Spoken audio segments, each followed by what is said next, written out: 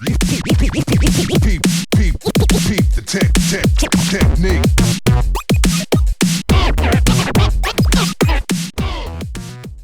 In GGV2, there are two output modes, the 2D mode and the video mapping mode. Let's explore each one. First, let's try the 2D mode. Click on the 2D output button to open the panel. Select between output or a layer, then click the Add button to create a new output.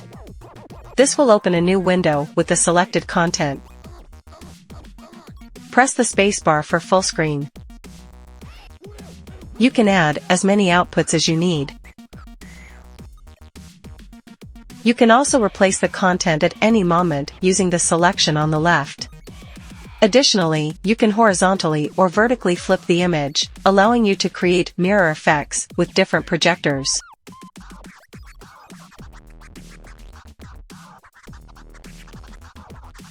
Now, let's explore the video mapping mode. Click on the mapping button to open the panel. Click on this button to access the mapping window. Press the spacebar for full screen. To add a surface, select between mask, output, or each layer, then click the Add button. This action will create a new layer in the mapping window. Click the Edit button to toggle control points. You can move these control points to deform the surface. In this mode, hold down the Alt key and drag upwards to zoom in, and drag downwards to zoom out.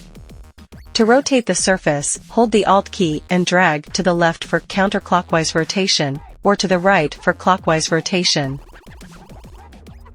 You can add as many surfaces as needed and precisely configure them using the provided controls.